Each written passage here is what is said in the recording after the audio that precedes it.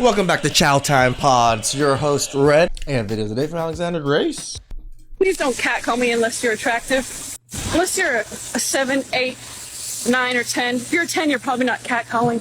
But don't do it. I don't want none of that. I don't want none of that unless you're sexy. I am a woman. Haven't you heard of feminism? Don't you catcall me? Don't you objectify my body? Unless you're good looking. I want to be absolutely clear here. Hitting on me, making comments about my body, that is absolutely inappropriate. Unless you hot. Unless you're sexy. Sorry, I might be a bit out of date, but are we still meant to pretend that women never utilize their appearance, never sexualize an interaction, never flirt with a man to gain a strategic advantage? Like, are we all meant to still commit to that lie, or is the evidence making it pretty hard to deny? Get whatever I want, make him buy me flowers, make him open the door for me, always make him pay the bill, never open my own doors. People are always saying that they're literally obsessed with my energy. Guys are always saying that they want to date me. If no one ever taught you how to make men and people worship you like you are a literal goddess, and I say this literally works, an easy way to do that is to wear skirts or dresses all the time. You want to walk into a room with all of your energy on you, thinking about how obsessed you are with yourself, thinking How do you put your energy on you?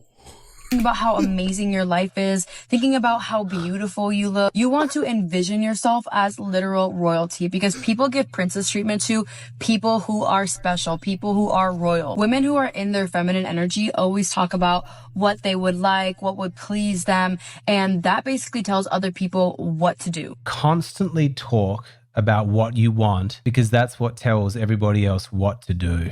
It's beautiful and horrifying in its simplicity. I do not envy you guys who have to work in corporate environments, who have to navigate this minefield with female co-workers and all the sexual harassment stuff. It seems like a nightmare. I looked it up. So what would be your guess of all of the sexual harassment claims that are made in the workplace? What percentage do you think are successful? It 5. turns out just 28%, which means 72% of the time they're just dismissed. False. Like 2/3 of them are just thrown out. I mean, is it possible that sometimes women might use sexual harassment regulations strategically for their own benefit? Could that happen? Of course. I mean, there is data that shows that over 40% of the time when a sexual harassment claim is lodged, it's at the same time as a retaliation charge for being fired. That could be a coincidence. And the reason why the 28% figure is so low is because these kinds of allegations are very hard to prove. This kind of harassment can happen behind closed doors. But when I looked into it, it turns out that the experts actually think that that 28% figure is inflated. It skews the numbers upwards because it includes all the cases where companies are willing to settle. In that sense, the woman has been successful in her claim, but the company doesn't admit any fault. They might just want the whole thing to go away. I mean, just looking at incentives, you'd have to wonder why a woman in the workplace wouldn't strategically use sexual harassment claims. She has the cultural narrative behind her that women are victims, that men are scumbags, and best of all, there's no consequences for her if it's proved later that she was lying. All these Sometimes they don't even get fired after they were proven that they were lying. They get transferred to somewhere else, but they actually don't even get fired. women who be accusing men of stuff that they come out and it was never true, they never get locked up. But if I accuse you right now, believe me, it's gonna be an investigation on you. I don't know why. It's just, I'm telling you, they don't care about men in society. Now, let me be clear. I do not mean to suggest that sexual harassment in the workplace does not occur or that it's not serious. The Me Too movement did bring to light some genuinely troubling stories. And I am confident that none of us want innocent people, the women that we care about in our lives, to be taken advantage of. And so from a philosophical perspective, do we want to prevent women from being sexually harassed?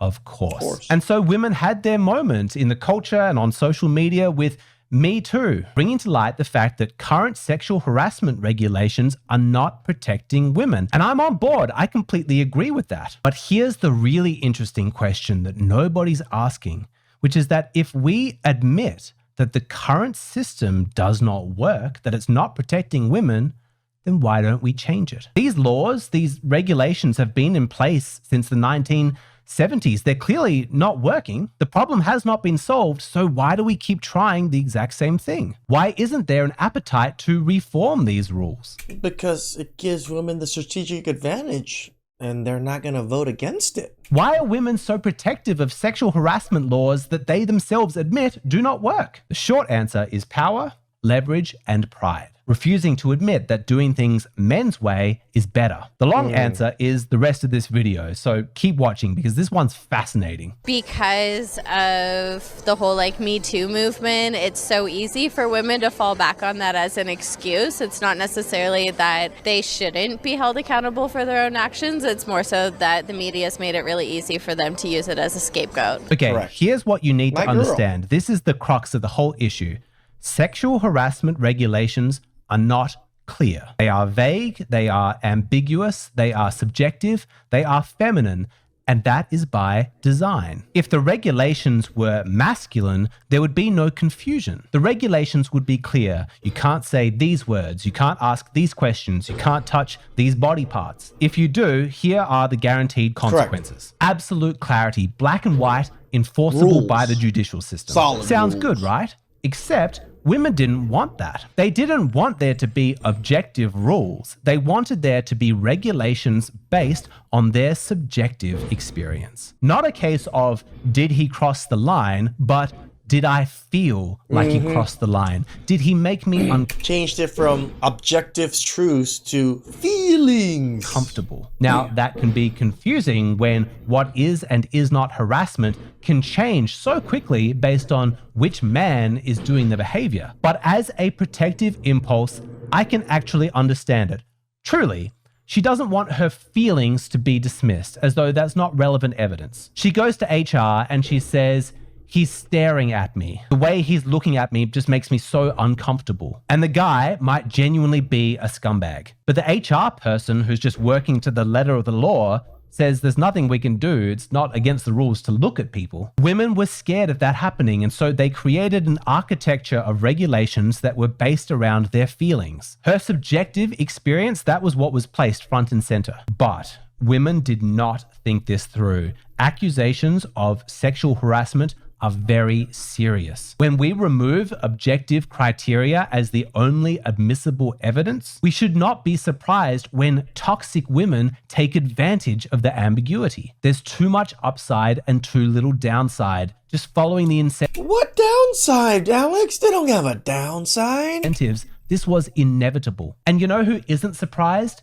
Women. Women know what other women can be like. This woman's husband was hit on by his female co-worker, and this is what happened next. We work together. This is inappropriate. Then she threatens him and is like, you've used me. Like, you have led me on just so you could get this position. I'm going to make sure you don't get it. Like, I'm going to let my company know. Like, this is ridiculous. Like, you've been inappropriate. So that's when my husband's like having to get his boss involved now, right? Because now she's turned it completely around. So ask yourself this question.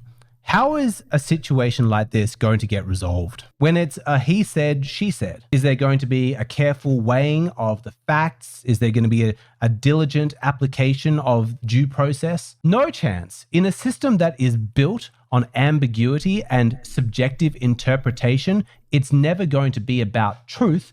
It's always going to be about power. No wonder the genuine scumbag male bosses don't face consequences when they harass the young female interns, because he's more powerful. She says that he did this, he says he didn't, or says that it was a joke, or she misunderstood. It's all subjective, and so it's just going to be decided on a popularity contest. The outcome is going to be determined by social capital or who makes the most money for the company. In a feminine model of subjective ambiguity, it is the low status female employees who are going to suffer. The juniors, the interns. They are the least powerful and therefore the most likely to face injustice. But that sucks. They're the most vulnerable. Those are the exact people who need protecting. If we made the regulations masculine with objective criteria, it would give those women actual weapons to fight back. It's so obvious, but then why don't women want to reform these rules? What benefit is there to maintaining the status quo? Well, Power.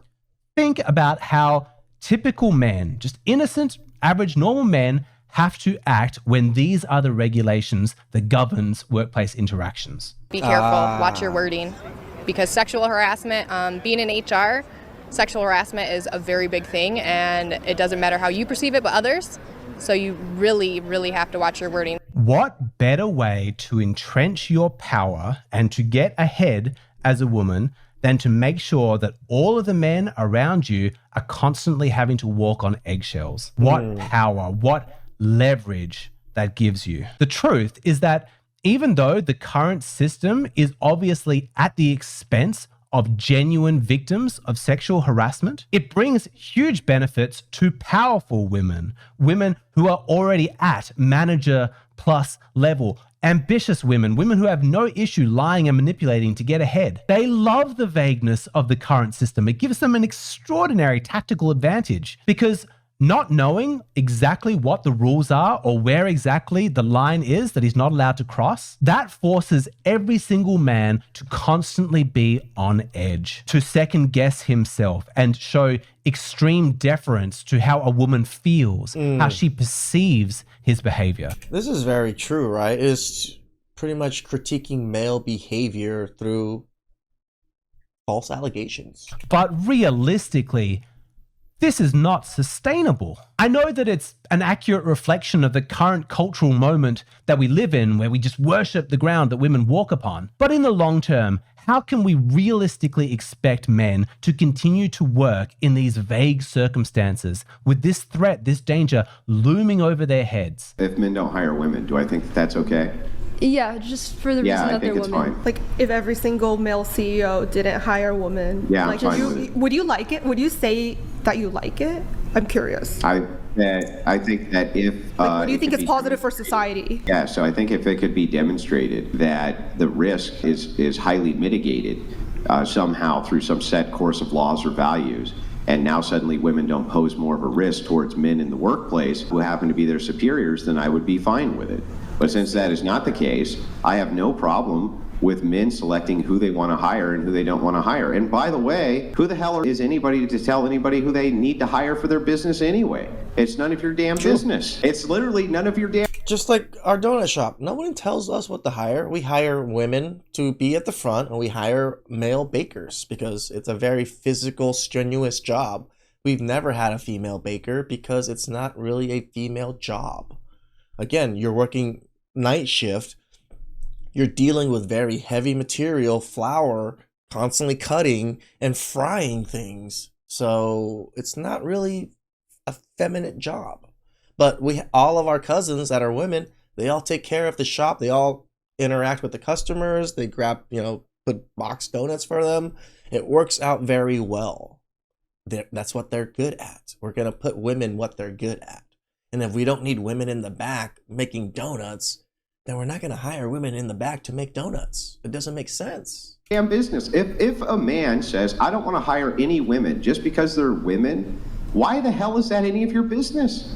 I can speak from experience. My partner and I own a company, and we now don't hire women because they mess us around so much. So we actually we avoid it. Well, it's the same thing in the content creation world. Where I'm sitting, this can easily be a bipartisan issue that both men and women agree to. Changing the criteria from subjective to objective. It protects innocent men from false accusations, and it punishes guilty men whose misconduct can be proven. And it also limits the damage that a toxic woman can do with lies, while at the same time empowering genuine female victims to seek justice. I'm guessing that most of you guys are on board. The question is, can we get women to agree? Can we actually make some changes and reform this thing? Well, sadly, there's just one last hurdle, and that's pride. Because in order to make this change, women would philosophically have to make the concession that the masculine way of doing things is actually going to deliver better outcomes for women. That's huge. That challenges their identity, their competence, their assumed superiority, and it's going to undermine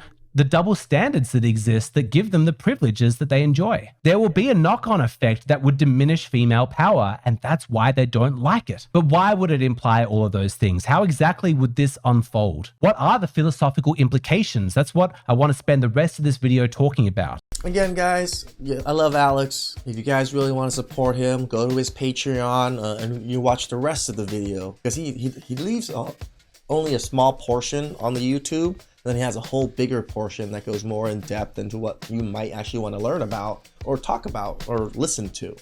Give the man some support. $5 on his Patreon. Again, I don't really promote other people's channel as much as I do Alex, because I actually get a lot of value from his channel.